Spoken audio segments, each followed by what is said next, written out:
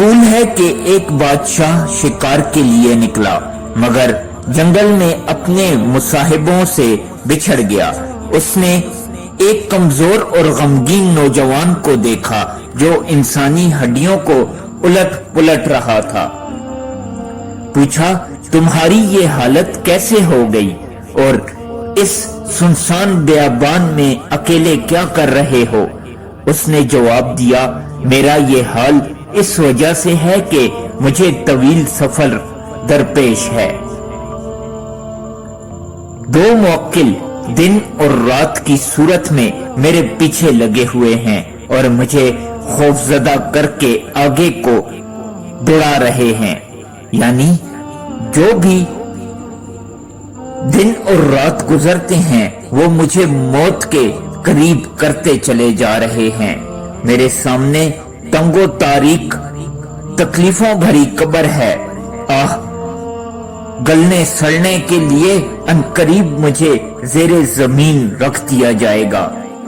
ہائے ہائے، وہاں تنگی و پریشانی ہوگی، وہاں مجھے کیڑوں کی خوراک بننا ہوگا، میری ہڈیاں جدا جدا ہوں گی، اور اسی پر اکتفا نہیں بلکہ اس کے بعد قیامت برپا ہوگی جو کہ نہایت ہی کٹھن مرحلہ ہوگا۔ معلوم نہیں بعد ازاں میری جنت ٹھکانہ ہوگا یا معاذ اللہ جہنم میں جانا ہوگا۔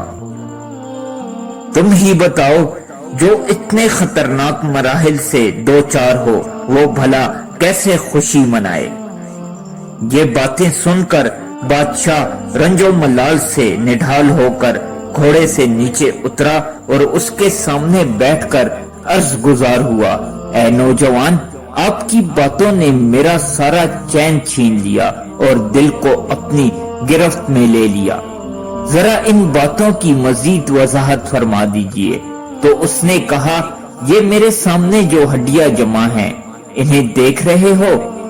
یہ ایسے بادشاہوں کی ہیں جنہیں دنیا نے اپنی زینت میں الجھا کر فریب میں مبتلا کر دیا تھا۔ یہ خود تو لوگوں پر حکومت کرتے رہے مگر غفلت نے ان کے دلوں پر حکمرانی کی۔ یہ لوگ آخرت سے غافل رہے یہاں تک کہ انہیں اچانک موت آ گئی، ان کی تمام آرزویں دھری کی دھری رہ گئیں، نعمتیں سلب کر لی گئیں، قبروں میں ان کے جسم گل سڑ گئے۔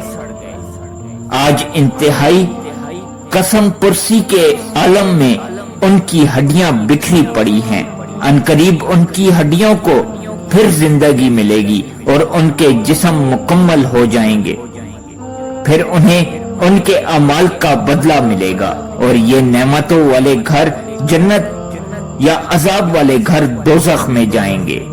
اتنا کہنے کے بعد وہ نوجوان بادشاہ کی آنکھوں سے اوجھل ہو کر معلوم نہیں کہاں چلا گیا۔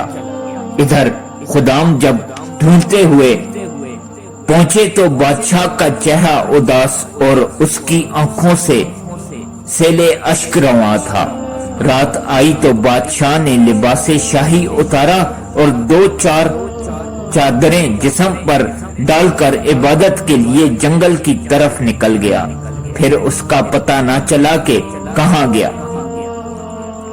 اللہ عز و جل کی ان پر رحمت ہو اور ان کے صدقے ہماری مغفرت ہو۔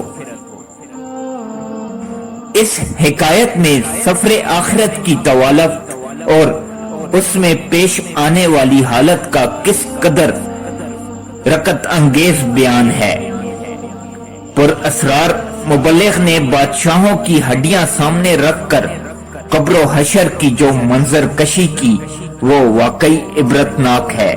قبر و حشر کا معاملہ نہایت ہولناک ہے مگر اس سے قبل موت کا مرحلہ بھی انتہائی کربناک ہے۔